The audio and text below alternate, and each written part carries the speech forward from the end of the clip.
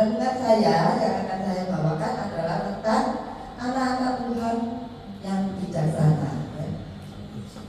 Ya, dapat dibaca di dalam Matius pasal 7, 24 sampai 36 dan Efesus pasal 5, 15, 17. Bapak Ibu, kalau berbicara tentang kebijaksanaan, semua orang itu dituntut. Apalagi kita orang percaya, kita harus berjalan dalam kebijaksanaan sesuai dengan kebenaran firman Tuhan.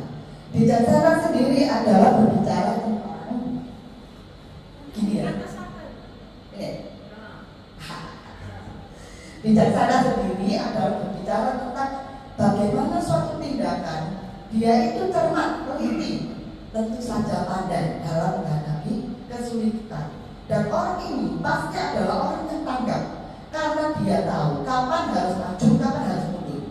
Tetapi orang bijaksana di dalam firman Tuhan adalah orang yang menggunakan hati nuraninya, yaitu dia melihat dengan mata hati, bukan dengan mata fisik saja. Dan yang pasti orang bijaksana ciri-cirinya adalah ini yang pastinya IQ yang tinggi, emotional intelligence-nya baik sekali, karena dia dapat mengendalikan emosinya dengan baik dan tidak terjebak pada meluap emosional yang tinggi. Kita dapat melihat di dalam sosmed seorang ayah yang menyuruh seorang anak minta maaf ya dengan cara menggonggong. Itu adalah sifat yang tidak bijaksana dan ujung-ujungnya berakibat pada urusan hukum.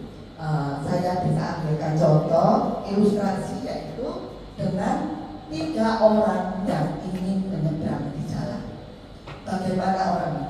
Orang pertama, ketika dia mau menyeberang, dia itu percaya, mengandalkan Tuhan. Tuhan pasti tolong, sehingga ketika jalannya ramai dan bisa oleh kanan kiri, dia menyeberang. Yang terjadi adalah apa? Pasti adalah tidak selamat. Orang ini bisa disebut sebagai orang ceroboh. Nah, yang kedua, orang juga mau menyeberang. Dia juga berdoa dulu, Tuhan tolong aku. Lalu dia lupa sama ajaran bapaknya, bagaimana jurus-jurus menyeberang itu. Sehingga ketika dia mau menyeberang, dilihat jalannya sepi, dia tidak mau menyeberang. Tetapi ketika lalu lintas ramai, dia menyeberang. Yang terjadi adalah kecelakaan dan bisa-bisa tidak selamat. Ini adalah orang bodoh. Dan yang ketiga, orang ini ketika mau menyeberang, dia juga berdoa dulu, ya Bapa tolong aku. Tidak lupa, dia adalah orang yang mengingat pelajaran bapaknya. Dia ingat, sehingga ketika menyeberang pasti apa? Selamat, karena dia sepi, dia menyeberang. Ketika lalu lintas ramai, dia tidak menyeberang. Ini adalah orang yang bijaksana. Jadi kalau berbicara tentang bijaksana, itu adalah orang yang tidak emosional, tidak gerasa gerusu.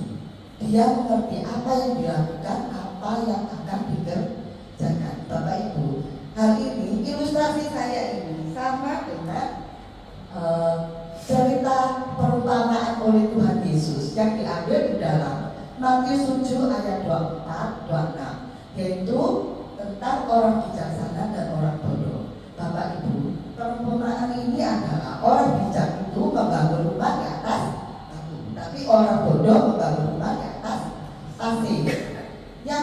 Yang mempunyai arti seperti dikatakan adalah orang bijaksana adalah orang yang mendengarkan dan melakukan perkataan Tuhan, yaitu firman. Dan orang bodoh adalah orang yang mendengarkan tetapi mengabaikan firman Tuhan. Itu adalah sifat yang tidak boleh bagi orang percaya. Hal bijaksana dapat kita baca di dalam Efesus pasal 5. Tetapi yang akan saya baca adalah ayat 15, 16, 17. Bapak Ibu bisa sama-sama membacanya, yaitu sama-sama 1, 2, 3. Karena itu perhatikanlah dengan seksama bagaimana kamu hidup, janganlah seperti orang bebal, tetapi seperti orang arif, dan pergunakanlah waktu yang ada, karena hari-hari ini adalah jahat. Sebab itu janganlah kamu bodoh, tetapi usahakanlah supaya kamu mengerti kehendak Tuhan. Dan ketika kita baca ayat selanjutnya adalah hendaklah kamu hidup penuh Roh Allah, Roh Kudus ya. Artinya orang bijaksana itu dia itu mengerti kehendak Tuhan karena menghidupi roh yang ada di dalam dirinya.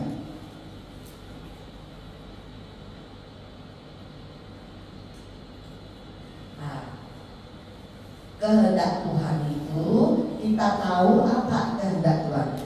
Melalui Roh Kudus yang tinggal di dalam kita mengerti jalan salibnya, yaitu bagaimana seorang Tuhan dia mau menjadi manusia, mengosongkan dirinya, tetapi di dunia dia ditolak, dihina, disiksa, akhirnya di dalam penderitaan sampai mati di kayu salib.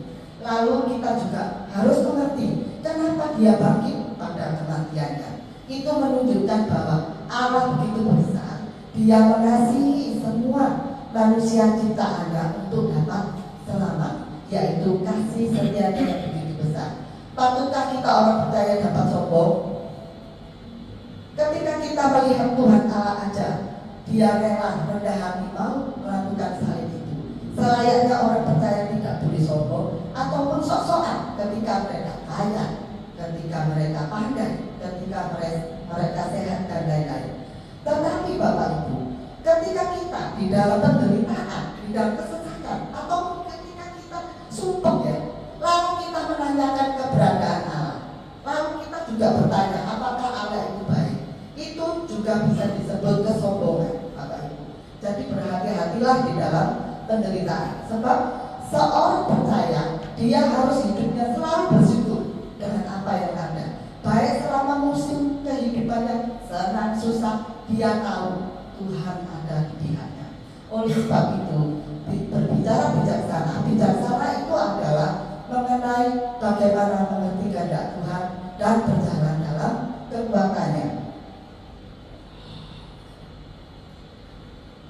Bapak Ibu, ketika kita dapat berlaku bijaksana, maka kita harus hidup.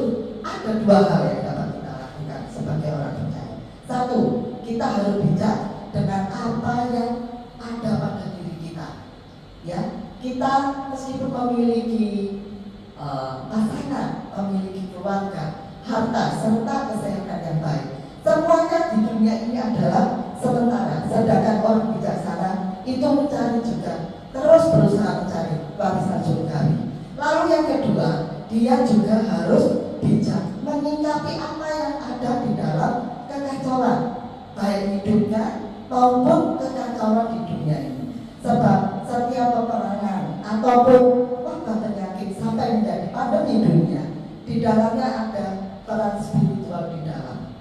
Sebab sehingga kita tahu di dalam Efesus pasal 6, sebab dikatakan bahwa kita tidak hanya melawan pemerintah, penguasa dan penghulu-penghulu dunia gelap, kita juga melawan roh-roh di udara yang tidak kelihatan. Karena sekarang kita tahu di setiap konflik hidup kita, kekacauan hidup kita dan kekacauan di dunia ini, maka kita harus menguatkan apa Bapak Ibu? Roh kita, ya dengan cara apa?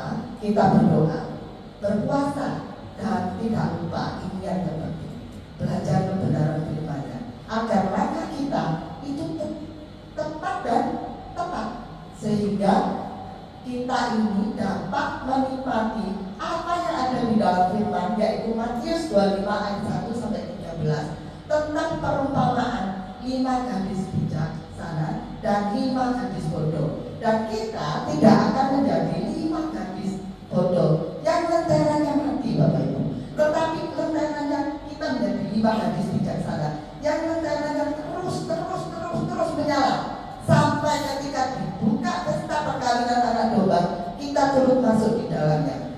Jadi bijaksana bagi orang percaya adalah bukan tentang harta kekayaan, tapi berbicara tentang orang bijaksana pasti menerima keselamatan. Kesimpulan daripada renungan saya yaitu orang bijaksana adalah orang yang mengerti kehendak Tuhan, karena ada roh Allah yang kuat di dalamnya, sehingga mengerti proyek Allah yang besar dalam keselamatan manusia ciptaannya, yaitu hidup kekal. Sekian Terima kasih.